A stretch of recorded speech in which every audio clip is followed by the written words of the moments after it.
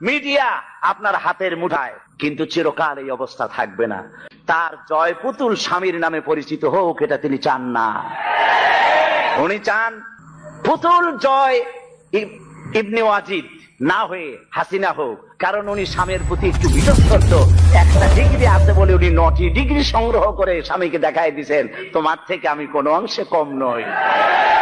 যে মহিলা নিজের স্বামীকে সন্তুষ্ট করতে পারে না, একটা স্বামীর মনোতুষ্টি করতে পারে না, স্বামীকে শ্রদ্ধা জানাতে পারে না, আল্লাহর জান্নাত তার জন্য হারাম। দেশের 12 কোটি মানুষকে তিনি কি সম্মান দিবেন? স্বামীর সম্মান যার কাছে নাই, স্বামীর মর্যাদা যার কাছে নাই। সুতরাং আজকে টেলিভিশনে যতই বক্তৃতা করেন, টেলিভিশন আজকে আপনার মিডিয়া আপনার হাতের মুঠায়, কিন্তু চিরকাল এই অবস্থা থাকবে না। পণ্ডিত জওয়াহরলাল নেহেরু একবার পাগলা গারদে গিয়েছিলেন, কি বলে এটাকে, মেন্টাল হসপিটাল। তো পাগলেরা পণ্ডিত নেহেরুকে দেখছে মাথায় কেস্টে টুপি, শেরওয়ানি, চশমা জামা, হাতে ছড়ি, দেখতে তো মানানসই সুপুরুষ। পাগলেরা বলছে তুমি কে গো? উনি বলছেন আমাকে চেনো নাই, আমি হচ্ছি ভারতের প্রধানমন্ত্রী পণ্ডিত জওয়াহরলাল নেহেরু। পাগলরা বলছে ও এই কথা, আমরা যখন এই পাগলা গারদে আসছিলাম এই তোমার মতো এরকম লম্বা লম্বা কথা আমরাও বলেছি, থাকো কিছুদিন আমাদের সাথে, তোমার মাথাও ঠান্ডা হয়ে যাবে। সুতরাং মাথা তো এখন খুব গরম, যার জন্য গরম গরম কথা বলছেন। ত্রাণ সাহায্য দিতে যায় আর আপনি বলেন ওরা নাটক করে। বিরোধী দলের নেত্রী, দেশ নেত্রী বেগম খালেদা জিয়াকে ত্রাণ সামগ্রী বিতরণ করতে না দিয়ে এলাকার লক্ষ লক্ষ মানুষকে, বনি আদমকে বঞ্চিত করেছেন আপনি। এদেশের বর্ষিয়ান জননেতা যিনি রাজনীতি করেছেন আপনার বাবার সাথে, সেই পিতৃতুল্য মর্যাদা সম্পন্ন নেতা অধ্যাপক গোলাম আজমকে মিরপুরে ত্রাণ সামগ্রী বিতরণ না করতে দিয়ে গোলাম আজমের সাথে বেয়াদবি করেছেন। আপনার এই বেয়াদবির শাস্তি আপনাকে পেতে হবেই হবে।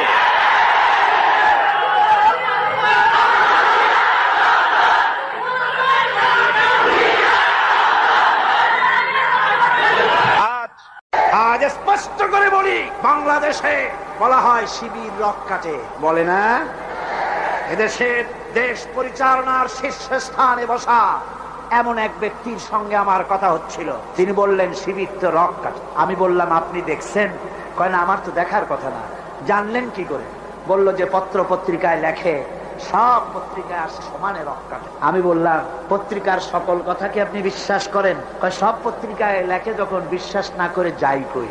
আমি বললাম তাহলে তো পত্রিকায় সব কথাও লেখে বর্তমান সরকার অযোগ্য, অথর্ব, অদক্ষ, দেশ চালাইতে পারে না, এটাও বিশ্বাস করেন? বেচারি আটকে গেল, জবাব দিতে পারলো না। এই কথাটা কেন মাথায় ঢোকে না? একটা মানুষের রক কাটা সহজ না গুলি করে মারা সহজ? কোনটা সহজ?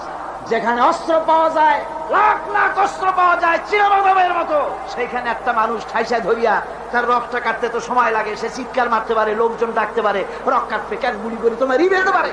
সুতরাং আসল কথা হলো, শিবিরের মতো একটা পবিত্র ছাত্র সংগঠন থেকে গোটা নতুন প্রজন্মকে মাহরুম করার জন্য এই অপপ্রচার শুরু হয়েছে।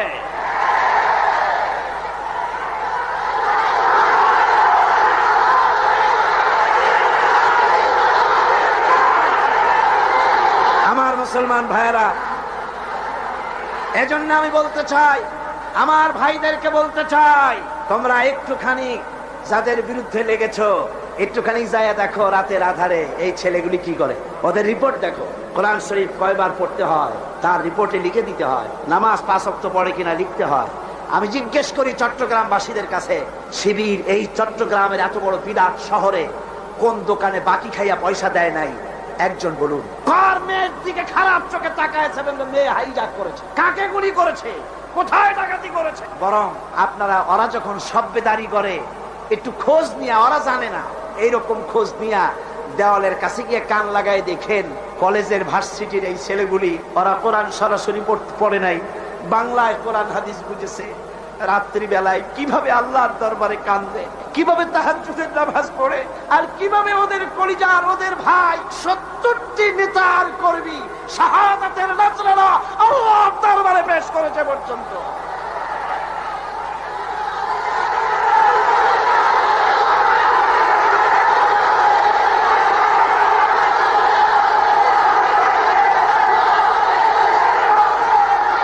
আজ আমি আমি আজ এই বিশাল জনসমুদ্রের পক্ষ থেকে বলতে চাই, চট্টগ্রাম বিশ্ববিদ্যালয়ের বাইরে একটা ছেলেকে কে বা কারা মারলো, সেই জন্য বিশ্ববিদ্যালয় বন্ধ করে দেওয়া হলো। কতদিন কেউ জানেন না?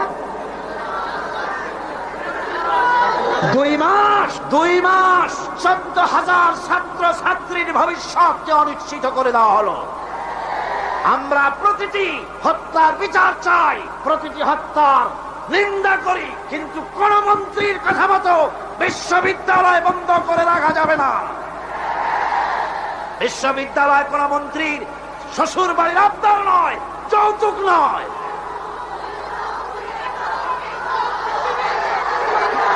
আজ চট্টগ্রামে বিবেক সম্পন্ন লোকদের কাছে আমি আপিল করে গেলাম, বিশ্ববিদ্যালয়কে খুলে দিতে হবে।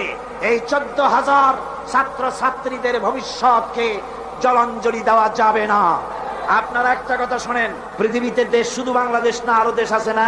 সন্ত্রাসের কারণে ভারতের ইউনিভার্সিটি বন্ধ হয়েছে বছরে কয়দিন? কোন ইউরোপে কয়দিন, আমেরিকায় কয়দিন, বাংলাদেশে বন্ধ হয় কেন? আর কারণ পেঁয়াজ রসুন যেমন এখন ভারত থেকে আমদানি করা লাগে, মুরগির ডিমের থেকে কসমের ডিম আমদানি করা লাগে, সুই থেকে শুরু করে প্লেনের পার্টস পর্যন্ত ভারত থেকে আনা লাগে। বাংলাদেশ এখন ভারতের কলোনি, ভারতের মার্কেট, ঠিক কিনা? সুতরাং পেঁয়াজ রসুন যেমন আমদানি করা লাগে, ডাক্তার, ইঞ্জিনিয়ার, প্রফেসর তাও যেন ভারত থেকে আনা লাগে। এই জন্য কলেজ বিশ্ববিদ্যালয় বন্ধ করে দেওয়া হচ্ছে।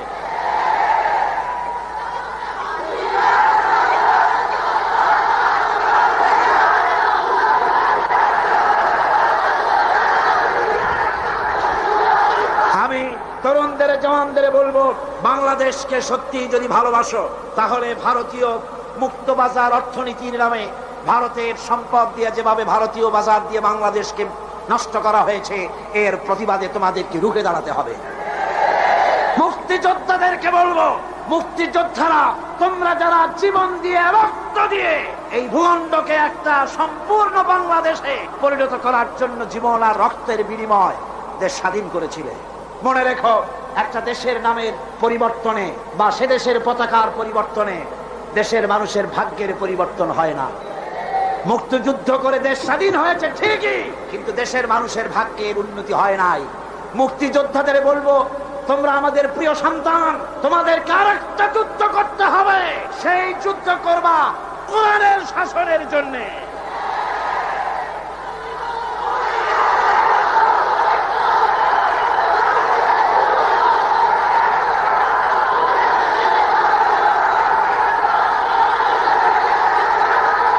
মুক্তিযোদ্ধারা, সমস্ত মুক্তিযোদ্ধাদের প্রতি আমার আবেগ ভরাই আবেদন রইল, বাংলাদেশকে ইসলামী শাসন প্রবর্তন করার জন্য আপনারা আপনাদের অবদান রাখুন। কিয়ামতে পুরস্কার পাবেন আল্লাহর দরবারে, কোনো সন্দেহ নাই। যুবকদের ব্যাপারে সর্বশেষ কথা, কোরআন পড়ো, হাদিস পড়ো, বখাটেপনা, মাস্তানিপনা, সাদাবাজি বন্ধ করো। সত্যিকারের মুসলমান হয়ে আল্লাহর দ্বীনের দিকে এগিয়ে আসো। জান্নাত তোমাদের জন্য অবধারিত। বুড়া মানুষ একটাও ভেস্তে যাবে না কিয়ামতে। বুড়া মানুষ একটাও ভেস্তে যাবে না, কালো মানুষ একটাও ভেস্তে যাবে। বুড়া মানুষরা আবার অসন্তুষ্ট হন। আপনি যখন ভেস্তে যাবেন, আল্লাহ আপনারে জওয়ান বানায় দিবেন। কারণ ভেস্তে এত নিয়ামত যা বুড়ারা খাইয়া হজম করতে পারবে না, ভেস্ত নষ্ট করে ফেলাবে। এই জন্য সব উরুবান আতরাবা, সমবয়স্ক বয়স্ক আল্লাহ করে দিয়ে দিবেন। কারণ সুবহানাল্লাহ। জওয়ানদের ব্যাপারে এই আবেদন রইল। আর একটি কথা না বললে নয়, সেটা হচ্ছে এনজিও। সেটা কি? এনজিও। বাংলাদেশে বড় রকমের একটি সমস্যা এনজিও। সব এনজিও খারাপ তা নয়, কয়েকটা এনজিও আছে ইসলামের মারাত্মক শত্রু। বাংলাদেশে ইসলামের শ্রেষ্ঠ শত্রু হচ্ছে ব্রাক, 2 নম্বরে কারিতাস, 3 নম্বরে অক্সফাম। 52টা ইসলাম বিদ্বেষী এনজিও বাংলাদেশে কাজ করছে। আমাদের দেশে বামপন্থীরা এতদিনে খয়রাত করতো, ভিক্ষা করা ছাড়া উপায় থাকতো না, যেহেতু রাশিয়া তো শেষ। এনজিওরা এদের সকলকে চাকরি দিয়ে দিছে। আর এদের পত্রিকা হলো, এনজিওদের পত্রিকা হলো, ওর নাম রাখছে জনকণ্ঠ, আসলে এটার নাম হলো জঘন্য কণ্ঠ। এই জঘন্য কণ্ঠ আজকের কাগজ, ভোরের কাগজ, সকালের কাগজ, বাংলা বাজার, সবুজ বাংলা, আলামী, যতগুলি পত্রিকা সব ভারতের টাকা দিয়া পত্রিকাগুলি পরিচালিত হয়। এনজিওরা এই পত্রিকার মাধ্যমে ওলামাদেরকে ফতোয়াবাজ বলে গালি দেয়, ঠিক কিনা? ওরা নিজেরা মতলব বাস, তাই আলেমদের বলে ফতোয়া বাস। ওরা তুত গাছ লাগাইছে, জানেন তো তুত গাছ? বগুড়ায় গেলাম, ওরা কয় যে আলেমেরা সব তুত গাছ কাটছে। আমরা আলেমদের খাইয়ে খাইয়ে কাম নাই, তুত গাছ কাটবে। তুত গাছ লাগাইছো কেন তুমি? কেন তুত গাছ লাগিয়েছ? আমার দেশে সুতার প্রয়োজন, রেশমের এত কাপড় পড়বে কোন বড় লোক? তারপর যদিও রেশমি কাপড় দরকার আমি মানলাম, সেজন্য এক জায়গায় শত শত বিঘা জমি কেন, সেখানে তোমরা তুত গাছের চাষ করো। কিন্তু মাইলের পর মাইল রাস্তার দুই ধারে তুত গাছ লাগাইয়া উদ্দেশ্যটা কি? কারা সংরক্ষণ করবে? কারা পোকা চাষ করবে? কারা তুত আহরণ করবে? আসল উদ্দেশ্য কি জানেন? আসল উদ্দেশ্য হলো দেশ যাতে বনায়ন করে দেশ সমৃদ্ধ না হয়। একটা মেহগনি গাছ লাগালে 15 বছর পর মেহগনি গাছের দাম হবে 20,000 টাকা, সেখানে তুত গাছ 20 বছর পরে দাম হবে না 10 টাকাও। বাংলাদেশের এই বনায়নের বিরুদ্ধে তুত গাছ লাগিয়ে তারা বড় বড় গাছ লাগাবার পথকে বন্ধ করে দিচ্ছে। সুতরাং এই বদনাম যদি তোমরা আমাদের দাও, শোনো, এই বদনাম যদি আমাদের দাও, আলেমেরা তুত গাছ কাটে, এই তুত গাছ দিয়েই আমরা তোমাদের ভূত ছাড়াবো ইনশাআল্লাহ। আজ শহর সমূহে আপনি যদি মসজিদ বানাতে চান জায়গা পাবেন না, ভূমি প্রশাসন থেকে বলবে জায়গা নাই। কিন্তু কারিতাস, অক্সফাম, এনজিওরা যদি জায়গা কিনতে চায়, চাষ বানাবার জন্য জায়গা চিনতে চায়, এই চট্টগ্রাম শহরে জায়গার অভাব হবে না। ঠিক কিনা কর? জোরে বলেন ঠিক কিনা? অদূর ভবিষ্যতে বাংলাদেশকে লেবানন এবং বৈরুত বানাবার একটা ষড়যন্ত্র নিয়ে এনজিওরা তারা কাজ করে যাচ্ছে। তারা আমাদের দেশের গরিব মানুষদেরকে খ্রিস্টান বানাচ্ছে। সুতরাং এনজিওরা তাদের অপতৎপরতা যদি বন্ধ না করে, তাহলে এই বাংলাদেশে 11.5 কোটি মুসলমানের মধ্য থেকে আবার টিপু সুলতানের জন্ম হবে, ফকির মজনু শাহর জন্ম হবে। আমরা এনজিও পিটাইয়া বঙ্গোপসাগর পার করে দেব।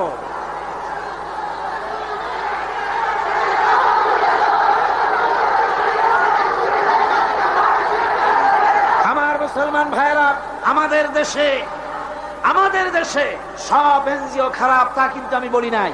800 এনজিও কাজ করে, তার মধ্যে 600 এনজিও বাংলাদেশ বহু ভালো ভালো কাজ করে, আর বিদেশি 200-র ভিতরে 52টা এনজিও কাজ করে ইসলামের বিরুদ্ধে। তার ভিতরে শ্রেষ্ঠ হচ্ছে প্রাণ। একটা বাড়িতে যদি 5টা ছেলে বেকার থাকে আর একটা মেয়ে আছে, বেকার 5টা ছেলেরা তারা চাকরি দেবে না, চাকরি দেবে মেয়ে লোকটাকে। কোন ঠিক কিনা? জোরে কোন ঠিক কিনা? আমাদের মেয়েদেরকে বেপরোয়া করেছে, মোটর সাইকেলে চড়িয়েছে, ইজ্জত নষ্ট করেছে, বাংলাদেশের পারিবারিক বন্ধনকে বিনষ্ট করেছে। সুতরাং এই শয়তানি আমরা আর চলতে দেব না বাংলাদেশে ইনশাআল্লাহ। জোরে কোন ইনশাআল্লাহ। ভাইরা আমার, এরপরে আমার কথা হচ্ছে সাংবাদিক ভাইদের জন্য। সাংবাদিক ভাইরা যারা সাংবাদিকতা করেন, এটি একটি মহান পেশা। কোন আলহামদুলিল্লাহ। এই মহান পেশার দায়িত্ব যারা নিয়েছেন, আপনার একটা খবরে দেশের মধ্যে উত্তেজনার সৃষ্টি হতে পারে, আবার একটা বস্তুনিষ্ঠ সংবাদ পরিবেশনের কারণে উত্তেজনা প্রশমিত হতে পারে। ঠিক কিনা? সেজন্য সাংবাদিক বন্ধুদের বলবো, নিজের মত, দলের মত সংবাদ পরিবেশনার জন্য প্রভাবিত করতে না পারে, নিরপেক্ষভাবে বস্তুনিষ্ঠ সংবাদ পরিবেশনের চেষ্টা করুন। আমি দুঃখিত, এই চট্টগ্রাম এত বড় সবগুলি ন্যাশনাল পত্রিকার অফিস এখানে আছে কি নাই? আছে কি নাই? একটা মেয়ে লোকের খ্যাংটা নাচ হলে পরে পত্রিকার প্রথম পৃষ্ঠায় আসে, লক্ষ লক্ষ জনতার ঢল নামলো, তোমাদের ক্যামেরাম্যান কোথায়, তোমরা কোথায় জিজ্ঞাসা করি। সুতরাং ইসলামের সাথে দুশ্মনী করো না। সময় একদিন আসবে যেদিন তোমরা নিজেরা এসে অনুমতি চাবা একটু খবর নিয়ে যায়। ইনশাআল্লাহ সময় আসবে, ইনশাআল্লাহ ইনশাআল্লাহ। হুজুর যখন প্রথম ওমরা করতে গেলেন, চাবি চাইছিলেন চাবির দ্বার রক্ষকের কাছে, চাবি তো দিলই না, আরো গালাগালি দিয়ে দিল। সাহাবীরা বললেন, হুজুর অর্ডার দেন, ওর কল্লারে নামাই দি। হুজুর কয় না। এরপরে যেদিন ফতে মক্কার দিন, সেই দিন চাবিওয়ালা আসছে, এসে কয়, হুজুর ঘরের মধ্যে ঢুকবেন না, এই নেন চাবি। হুজুর চাবি নিলেন, দরজা খুললেন, ভিতরে ঢুকলেন, মূর্তি ফেলাই দিলেন, নামাজ পড়লেন, বেরিয়ে এসে বললেন, নাও এই চাবি তোমার কাছে থাকবে, কোন জালিম ছাড়া এই চাবি তোমার কাছ থেকে কেউ নিতে পারবে। সুবহানাল্লাহ, এর নাম ইসলাম। আজ পর্যন্ত ওই চাবি সেই বংশের লোকের থাকে, ফাহাদের বাপেরও ক্ষমতা নাই ওই চাবি নেওয়ার, কারণ রাসূল বলেছে জালিম ছাড়া এই চাবি কেউ নেবে না। সুবহানাল্লাহ। আমরা সাংবাদিক ভাইদেরকে সম্মান করি, সেই সম্মানের মূল্য দেবেন। আমরা কথা বলি জাতিকে রক্ষা করার জন্য, দেশের স্বাধীনতার সার্বভৌমত্বকে টিকিয়ে রাখার জন্য। আমরা বাজে গপ্প করি না, আজে বাজে কথা বলি না, আজে বাজে গাল গপ্প বলে সময় নষ্ট করি না। জাতির চরিত্র গঠন, দেশের সার্বভৌমত্ব রক্ষার জন্য চেষ্টা করি। দেশ যদি আক্রান্ত হয় জীবন দেবে এরা, এই যারা বসে আছে, ঠিক কিনা? জোরে বলেন ঠিক কিনা? সুতরাং কথাগুলি যথাযোগ্যতার সাথে সাংবাদিক ভাইয়েরা পরিবেশন করুন। আপনাদের জন্য এটাই রইল আমার আবেদন। এরপরে আমি বলবো ওলামা সমাজের ব্যাপারে কথা বলবো। বক্তৃতা শেষ করে নিয়ে আসছি, মুনাজাতের দিকে এগিয়ে যাচ্ছি। ওলামাদের ব্যাপারে বলবো, ওলামা হাজারাত আপনারা হচ্ছেন দ্বীনের আমানত আপনাদের কাছে। আলহামদুলিল্লাহ, এই মাহফিলে আমি যদি হাত উঁচু করতে বলি, কয়েক হাজার আলেম উস্তাদ এখানে আছে। এমনকি মাহফিলের ভিতরে মঞ্চে জায়গা দেওয়া তো সম্ভব না। আমারে যারা পড়াইতে পারে, আমি যাদের জুতা বহন করার যোগ্যতা রাখি না, এরকম বড় বড় আলেম এই মাহফিলের মধ্যে বসা আছে। কোন সুবহানাল্লাহ, জোরে কোন আলহামদুলিল্লাহ। আমি ওলামাদের খেদমতে আরজ করব, আসুন আমরা এক হই, ন্যাক হই, ঐক্যবদ্ধ ভাবে গোটা জাতিকে সহি রাহনুমাই দেওয়ার তৌফিক আল্লাহ যেন আমাদের দেন। জোরে কোন আমিন। ওলামাদের মধ্যে গালাগালি দেওয়া, ফতোয়াবাজি করা, এগুলি বন্ধ করে দিতে হবে। এগুলো আগের থেকে অনেক কমছে, ঠিক কিনা? কন কমছে কিনা? আলহামদুলিল্লাহ, অনেক কমেছে। আগে তো খালি কইতো কাফের, ও কাফের, সে কাফের। ওর যে কাফের মনে না করে সেও কাফের। ওই কাফের মরলে পরে কবরে যে ঘাস হয়, সেই ঘাস যে গরুতে খায় সে গরুও কাফের। আবার সিলেটে আছে দললিন আর জল্লিন নিয়ে ঝগড়া। হায় রে কপাল, এমন ঝগড়া দললিন আর জল্লিন। কোন কিয়ামতে কি আল্লাহ জিজ্ঞেস করবে যে তুমি দললিন না জল্লিন? কোন জিজ্ঞেস করবে নাকি? একজন পীর সাহেব মার খাইলেন, জম্মের মার খাইলেন, উনি দললিনের পর, জল্লিন ওলারা পিটাইছে। তারপরে পীর মার খাইলে মুরিদদের অবস্থা কি হয় তা তো বোঝে। পরের দিন হাটবার ছিল, মারামারি লাগে। এ বলে তুমি কি কয়? আমি দললিন। আমি তো জল্লিন। পিঠের উপরে দিল বসায়। হাটবারের মার লোকেরা কয় ভাই তুমি আমার ধামাটা ধরো, আমার কিলটা দিয়ে আসে। একটা শুকনা শাকনা ছেলে, সে বলতেছে আল্লাহ আমি যেন আমি গরিব মানুষ, শুকনা মানুষ, আমি যেন কোনো দলের সামনে পড়ি না, আমার একটু বাড়ি তুমি পুষাই দাও। এই বলে মারামারি সারা বাজারে মায়, দোকানের গলি দিয়ে আসতে বাইর হয়েছে যেন কেউ না দেখে। কিন্তু কপাল খারাপ, দুই দিক দিয়ে দুইজন আছে, দুই হাত ধরছে। একজনে বলে এই বেটা কি বল, আমি কিন্তু দললিন, তুই কি? ওই হাত যে ধরছে সে কয় আমি কিন্তু দললিন, সাবধান হয়ে কথা বলবি, তুই কি? যুবক ছেলে কয় ভাই আল্লাহর কসম আমি মোটে নামাজই পড়ি না। তারা দললিন আর জল্লিন কি? সামান্য সামান্য জিনিস নিয়ে ফতোয়াবাজি করার, গালাগালি করার কোনো মানে হয় না। ওলামায়ে কেরামদেরকে আজ এগিয়ে আসতে হবে, নেতৃত্ব হাতে নিতে হবে। বাংলার জনগণ তাকিয়ে আছে ওলামাদের দিকে। কোন আলহামদুলিল্লাহ, জোরে কোন আলহামদুলিল্লাহ। আলেমদেরকে ঐক্যবদ্ধ হওয়ার তৌফিক আল্লাহ দান করুন।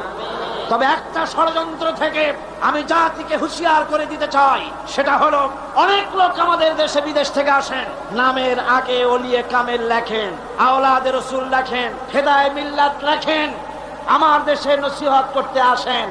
কিন্তু নিজের দেশে বাবরি মসজিদ যখন ভেঙে গেল, একটা টু শব্দ করার সাহস হয় না। আদমের বোম্বাই, কর্ণাটক, দিল্লি, মাদ্রাস, আহমেদাবাদ, ক্যালকাটা, আসাম, মুর্শিদাবাদ, হাজার হাজার মুসলমানের রক্তের বন্যা বয়ে যায়। কংগ্রেসের 5 আটা গোলাম বাংলাদেশে ওলিয়ে কামেল হিসাবে আমরা মেনে নিতে পারি না। যদি বাপের ছেলে হও তাহলে ইন্ডিয়ান পার্লামেন্টে দাঁড়ায় বলো নরপশুরাও, ওটা নরসীমা না, নরপশু। আমরা খুশি হতাম যদি বলতে পারতেন তোমার এই পার্লামেন্টে জিন্দিগিতে আর একটা মুসলমান আসবে না যতক্ষণ 24 ঘন্টার ভেতরে এই মসজিদ যদি বানায় না দাও বাবরি মসজিদ। বাপের বেটা হও, নিজের দেশে কথা বলো, আমার দেশে অলির অভাব নাই, আলমের অভাব নাই। আজ এই মানুষকে ফাঁকি দেওয়া, প্রতারণা করা বরদাস্ত করা হবে না। বরং টাকা দিয়ে আমার দেশের রাজনীতির ভিতরে তারা নাক গলাতে আসে, ঠিক কিনা? কর যারা বলেন ঠিক কিনা? ইন্ডিয়ার এই ষড়যন্ত্র থেকে গোটা জাতিকে এবং উলামায়ে কেরামকে আমি সচেতন করে দিতে চাই। বন্ধুগণ, আল্লাহ রাব্বুল আলামিন আমাদেরকে তৌফিক দিন, ষড়যন্ত্রের হাত থেকে বেঁচে এই বাংলাদেশকে আল্লাহর কোরআনের রাষ্ট্রে যেন পরিণত করে দিতে পারি। এ তৌফিক যেন আল্লাহ দেন, জোরে কোন আমিন।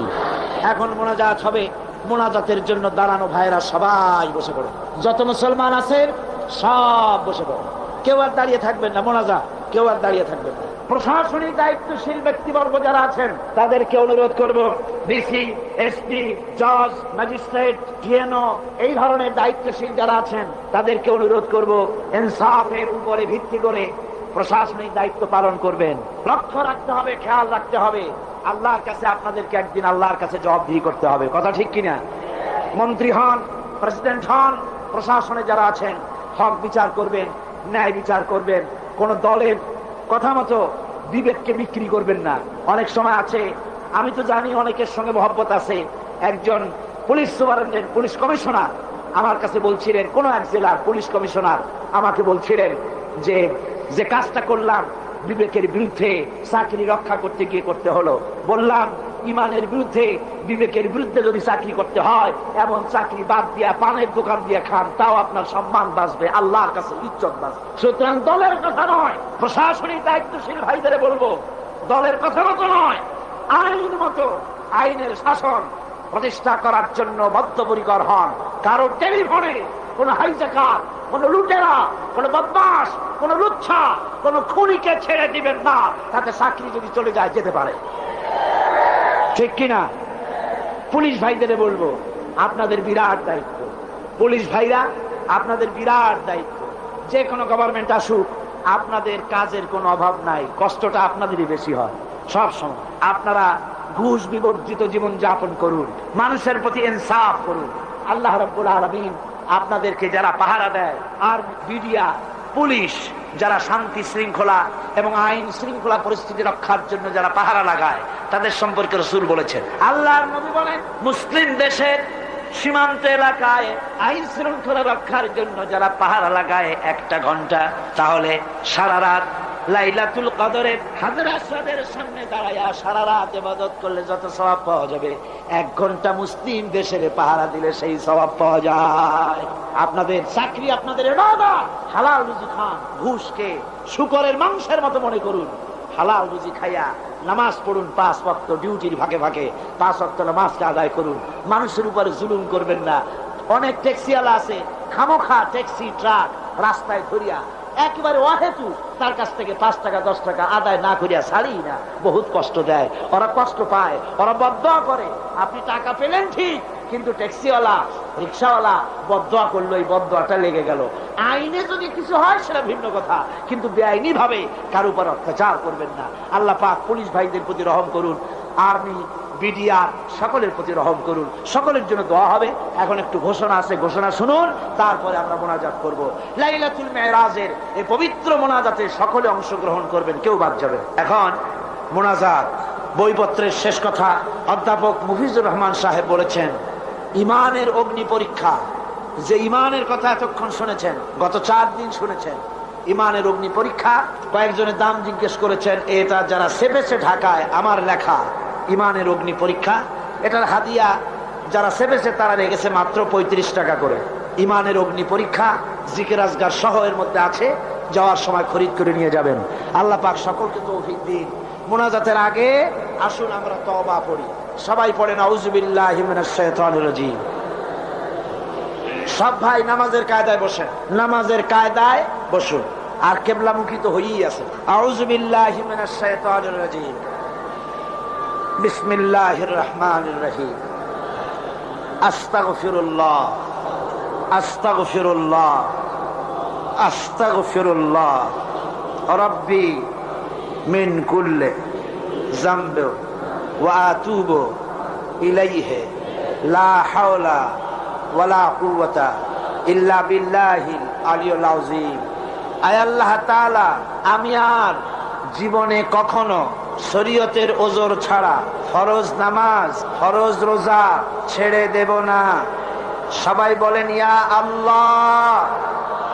এই মুহূর্ত থেকে মদ, জুয়া, মিথ্যা, সুদ, ঘুষ, জেনা, অশ্লীলতা, পাপাচার, মিথ্যা, অহংকার, সব রকমের কাবায়ের থেকে তোমার কাছে তওবা করতেছি। তওবা ইয়া রব্বি, তওবা ইয়া রব্বি, তওবা ইয়া আল্লাহ, তওবা ইয়া আল্লাহ, তওবা ইয়া আল্লাহ। লা ইলাহা ইল্লাল্লাহু মুহাম্মাদুর রাসূলুল্লাহ আশহাদু আল্লা ইলাহা ইল্লাল্লাহু ওয়াহদাহু লা শারীকা লাহু ওয়া আশহাদু আন্না মুহাম্মাদান আবদুহু ওয়া রাসূলুহু। আল্লাহুম্মা আমিন। ربنا ظلمنا أنفسنا وإن لم تغفر لنا وترحمنا لنكونن من الخاسرين ربنا ظلمنا أنفسنا وإن لم تغفر لنا وترحمنا لنكونن من الخاسرين ربنا لا تزغ قلوبنا بعد إذ هديتنا وهب لنا من لدنك رحمة إنك أنت الوهاب রব্বুল আলামিন 5 দিন ব্যাপী কোরআন শরীফের তাফসীরের মাহফিলের আজকের এই শেষ দিনে গভীর রজনীতে কোরআনে কারীম সামনে নিয়া লক্ষ লক্ষ পুরুষ আর নারী একত্রিত হয়ে গুনার বোঝা মাথায় নিয়ে তোমার দরবারে হাত উঠাইছি। রব্বুল আলামিন এই 5 দিনে আলোচনা করতে গিয়ে আমি মানুষ বলার মধ্যে যদি কোনো ভুল করে থাকি আমি বিনীতভাবে তোমার কাছে মাপ চাই। আয় আল্লাহ, তোমার বান্দাদের দিল থেকে স্মৃতি থেকে সে ভুল কথাগুলি মিটাইয়া দাও। আর হক কথা যা বলেছি আল্লাহ, তেলাওয়াত হয়েছে, দরুদ ও সালাম হয়েছে, আলোচনা হয়েছে, জিকির আজগার হয়েছে, সওয়াবটুকুন জনাবে মুহাম্মদুর রাসূলুল্লাহ সাল্লাল্লাহু আলাইহি ওয়াসাল্লামের রূহ মুবারকে পৌঁছায়া দাও। রব্বুল আলামিন আদম আলাইহিস সালাম থেকে নিয়ে আজ পর্যন্ত পৃথিবীর মাটির নিচে যত মুমিন মুমিনাত শুয়ে আছে আল্লাহ সকলকে তুমি মাফ করে দাও।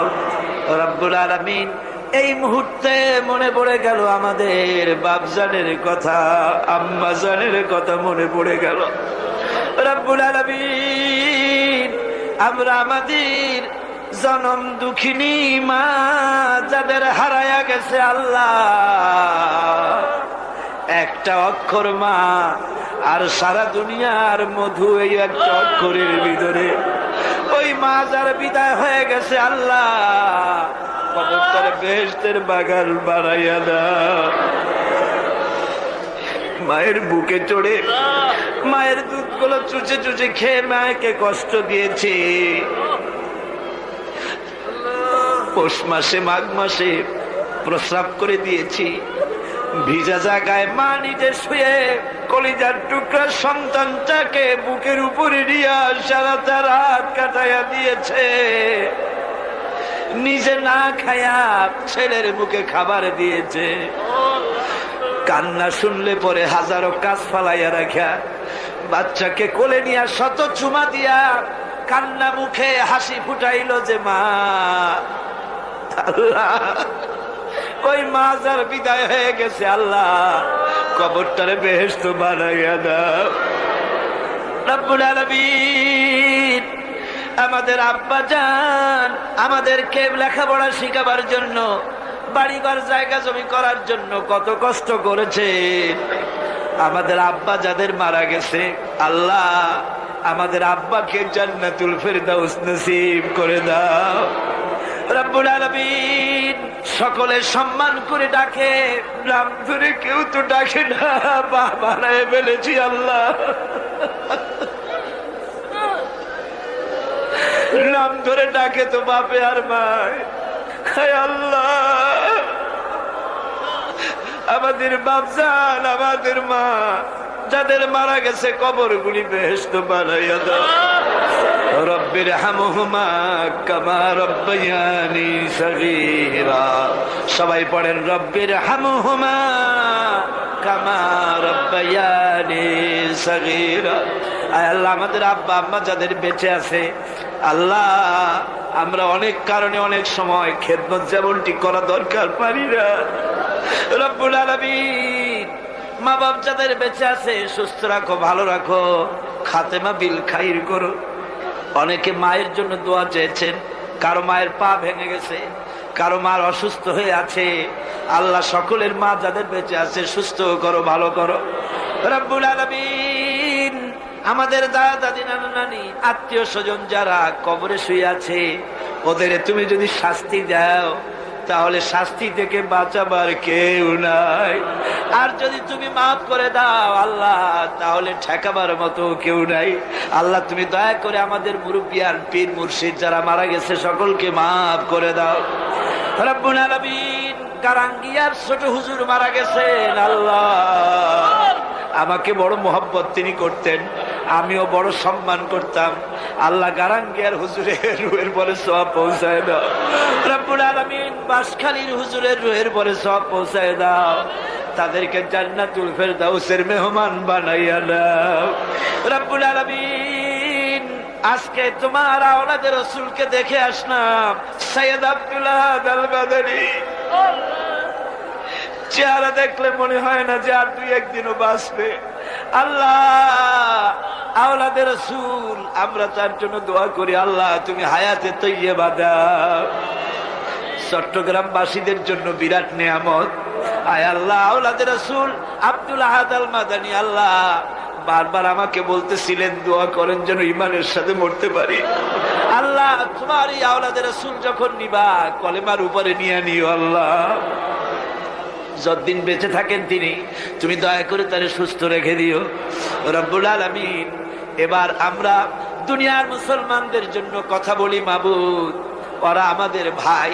আল্লাহ চেচনিয়ার মুসলমানেরা রাশিয়া কর্তৃক ঘেরাও হয়ে গেছে, ওদের অস্ত্র নাই, ওদের পালাবার জায়গা নাই। আল্লাহ চেচনিয়ার মুসলমানগুলির হেফাজত করো আল্লাহ, বসনিয়ার মুসলমানগুলি হেফাজত করো। মুসলমান মারতে মারতে শেষ করে দিল আল্লাহ, তুমি আমাদের উপরে রাগ করো না। আয় আল্লাহ কাশ্মীরের মুসলমানগুলি ভারতের জালিম সরকার মেরে মেরে শেষ করে দিল, আল্লাহ কাশ্মীরের স্বাধীন বানাইয়া দাও, বসনিয়ারে স্বাধীন বানাইয়া দাও, চেচনিয়ারে স্বাধীন বানাইয়া দাও, আলজেরিয়া স্বাধীন বানাইয়া দাও। সোমালিয়ার মানুষ না খেয়ে মরে গেল, আল্লাহ তাদের খাবার দাও। আল্লাহ আমাদের অনেক দোষ অনেক গুনাহ আছে, স্বীকার করি। আমরা নাফরমান তাও স্বীকার করি, আমরা গুনাহগার তাও স্বীকার করি, কিন্তু আল্লাহ আমাদের তো একটা ভালো পরিচয় আছে বাবু, সে ভালো পরিচয়টার দিকে একটু তাকাও। আমাদের ভালো পরিচয় হলো আমরা তোমার হাবিব মুহাম্মদ সাল্লাল্লাহু আলাইহি সাল্লামের উম্মত। আল্লাহ রব্বুল আলামিন, এবার আমরা নিজেদের কথা বলি। গুনাহ করে করে পিছনের জীবনটাকে নষ্ট করে ফেলেছি, গুনাহ ছাড়া কিছু নাই। নাফরমানি করছি, কোন গুনাহ বাদ আছে যা করি নাই? আয় আল্লাহ কিয়ামতের দিন তুমি যদি জিজ্ঞেস করো যৌবনকাল কেমনে কাটাইছো, জবাব দেওয়ার পথ রাখি নাই। তুমি যদি জিজ্ঞাসা করো টাকা কামাই করেছো কোন পথে, জবাব দেওয়ার পথ রাখি নাই। তুমি যদি জিজ্ঞাসা করো খরচ করেছো কোন পথে, জবাব দেওয়ার পথ রাখি নাই। আল্লাহ গো, তো আমাদের কাছে তোমার যা দেনা ছিল তুমি সব শোধ করছো। আমাদের চোখ দিয়েছো, নাক দিয়েছো, কান দিয়েছো, বিবেক দিয়েছো, বউ দিয়েছো, বাচ্চা দিয়েছো, টাকা দিয়েছো, পয়সা দিয়েছো, যার যোগ্যতা রাখি না তাও দিয়েছো। তোমার দেনা তো তুমি শোধ করে দিয়েছো, কিন্তু বান্দা হিসাবে মনিবের যা পাওনা আছে আমরা তো কিছুই শোধ করতে পারি নাই। আয় আল্লাহ, এই ঋণ শোধ করার একটাই পথ আছে, আল্লাহ আমাদের তুমি মাফ করে দাও। আল্লাহ আল্লাহ আল্লাহ, তুমি একটু তোমার এই চট্টগ্রামের দিকে একটু তাকাও, তোমার আরশ থেকে একটু তাকাও, তোমার আরশ থেকে একটু তাকাও। তোমার বান্দা বান্দিরা কেমনে কান্দে দেখো। আমার ভাইরা মাথা নিচু করে কান্দেন, ভালো করে কাঁদেন, চোখের পানি ভালার। রাসূলুল্লাহ বলেছেন জাহান্নামের আগুন 7টা দরিয়ার পানিতে নেমে না, চোখের পানিতে নিভে যায়। আল্লাহ জাহান্নামের আগুনে আমরা জ্বলতে পারবো না। আল্লাহ জাহান্নামের আগুন আমাদের জন্য তুমি হারাম করে দাও। রব্বুল আলামিন তুমি তাকাও, আয় আল্লাহ এইভাবে করে যদি মায়ের কাছে দাঁড়াইয়া যদি মা মা বলে কান্দাও, এমন নিষ্ঠুর মা কি আছে যে কোলে না নিয়ে পারতো? আল্লাহ মায়ের চাইতে লক্ষ গুণে মায়া তোমার বেশি, আমাদের রহমতের কোলে উঠাইয়া নাও।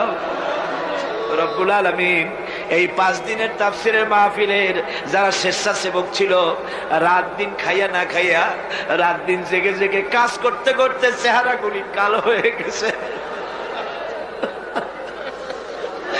আল্লাহ এই স্বেচ্ছাসেবক গুলির জন্য জাহান্নাম হারাম বানাইয়া দিও আল্লাহ। আল্লাহ মৌলানা শামসুদ্দিন, আয় আল্লাহ তুমি তার চোখ নিছো, আমরা চোখ ফেরত চাই, শামসুদ্দিনের চোখ ভিক্ষা চাই। আয় আল্লাহ অধ্যাপক মুফিজ সাহেব, মৌলানা আবু তাহের সাহেব, আহসানুল্লাহ সাহেব, জওয়ান মানুষগুলি ইসলামের কাজ করে করে বুড়ো হয়ে যেতেছে আল্লাহ। শাহজাহান চৌধুরী, এই ধরনের যত আছে, মুমিনুল হক চৌধুরী, আল্লাহ তোমার এই দিনের খাদেমগুলির চেহারার দিকে তাকায় দেখো আল্লাহ। সকলের নাম তো আমার মনে আসে না আল্লাহ, তোমার দিনের খাদেমদের তুমি কবুল করো আল্লাহ। রব্বুল আলামিন লাইলাতুল মেরাজে, মেরাজের রাত্রে বড় আশা করে কোরআন শরীফ সামনে নিয়া তোমার দরবারে হাত তুলেছি আল্লাহ, তুমি আমাদের খালি হাতে ফিরাইয়া দিও না।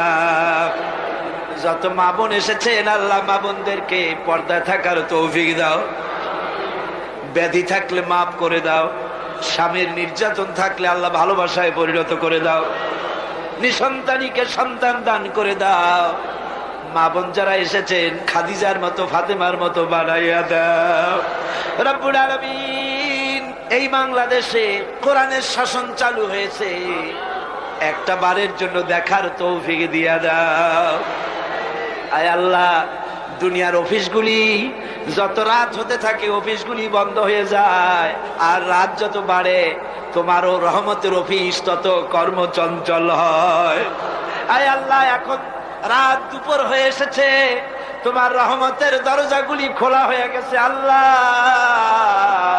রহমতের নজর দিয়া তাকাও। আমার ভাইরা মাথা নিচু করে চক্ষু বন্ধ করে কান্দে, যার যা মনে চাওয়ার আছে চান, আমি ছাড়িয়া দিলাম। এবার আপনারা চান, যার যা মনে আছে বলার আছে, দুঃখ আছে, কষ্ট আছে, বলেন আর কাঁদেন।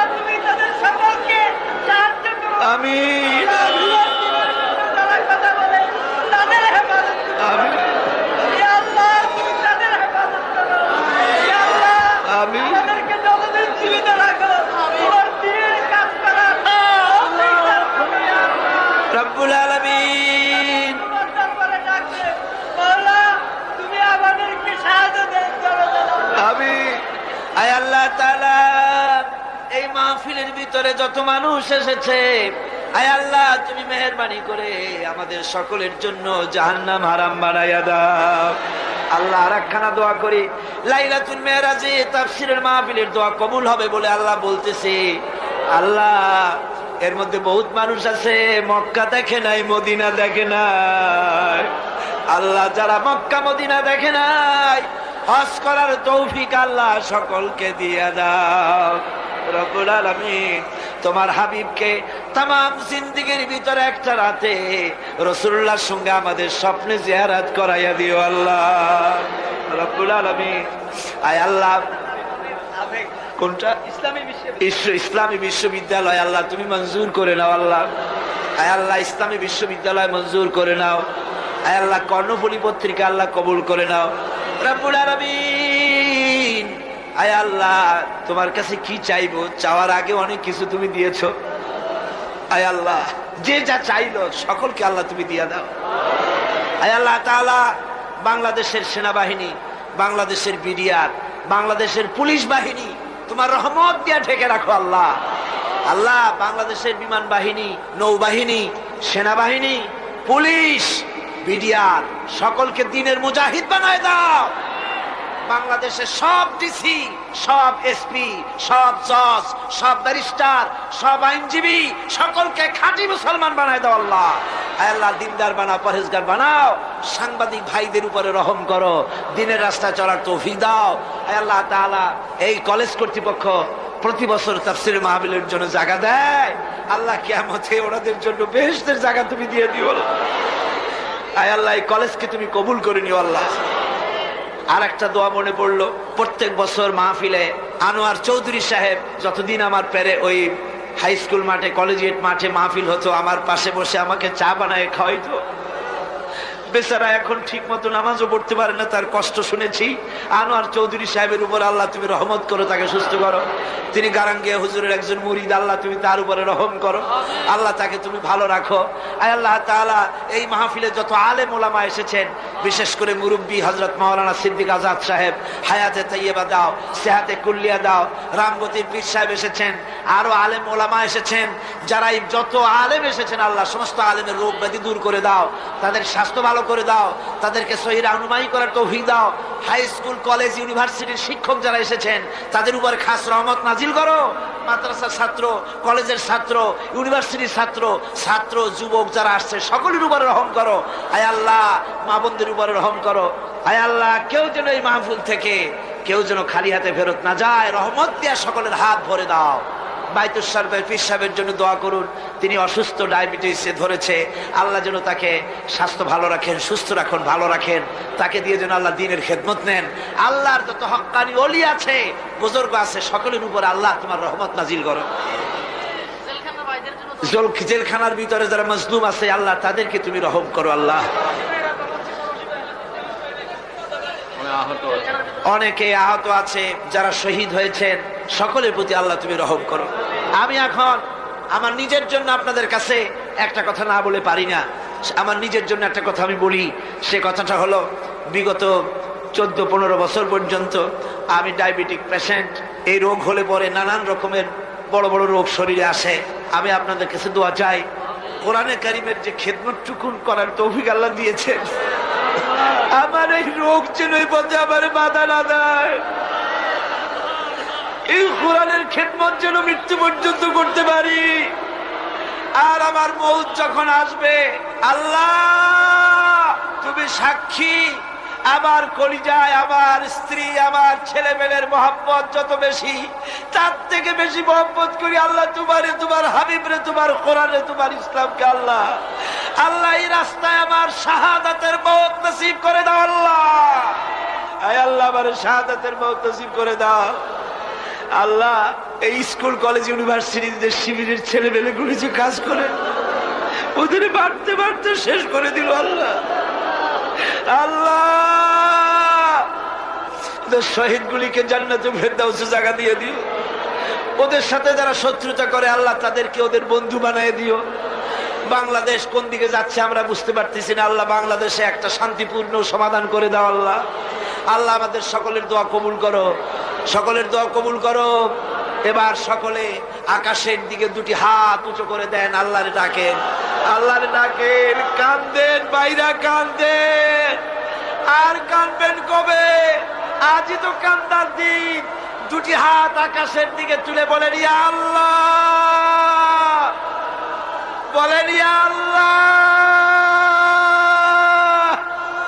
ইয়া আল্লাহ, ইয়া রহমান, ইয়া রহিম, ইয়া হাইয়্যু, ইয়া কাইয়্যুম, ইয়া আল্লাহ, আল্লাহ, ইয়া আল্লাহ। আমাদের কান্নার আওয়াজ মদিনায় পৌঁছায় দে খোদা।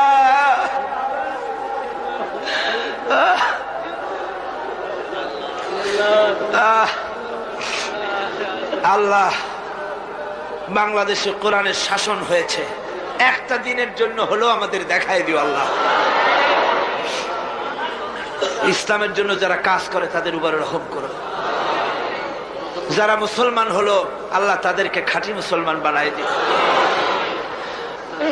আল্লাহ, যা চাইতে পারলাম না অন্তরের অবস্থা তুমি বুঝো আল্লাহ। আমাদের স্ত্রীদের জন্য দোয়া করি আল্লাহ, আমাদের স্ত্রীদেরকে হেদায়েত করে দাও, তাদের পর্দা নশিনা বানাও, তাদেরকে মুত্তাকি বানাও আল্লাহ, তাদের উপরে রহমত করো, তাদের রোগ ব্যাধি ভালো করো আল্লাহ। আমাদের ছেলে মেয়ে যা দান করেছো সবগুলিকে দিনদার বানাও, নামাজি বানাও, আমাদের ছেলে মেয়েগুলিকে নামাজি বানাও, নামাজি বানাও। আমাদের ছেলে মেয়ের নামাজ দেখা, তাদের দিনদারি দেখে আমাদের চক্ষু যেন ঠান্ডা হয় আল্লাহ। এইরকম ছেলে তোমার কাছে চাই আল্লাহ। আল্লাহ, আজকের দোয়া ফিরাইয়া দিও না বাবু। আমরা এই বিশ্বাস নিয়ে হাত নামাচ্ছি, যা বলছি সব তুমি কবুল করেছো। ربنا تقبل منا إنك أنت السميع العليم وتب علينا إنك أنت التواب الرحيم سبحان ربك رب العزة عما يصفون وسلام على المرسلين الحمد لله رب العالمين واجعل آخر كلمتنا عند الموت لا إله إلا الله محمد رسول الله السلام عليكم ورحمة الله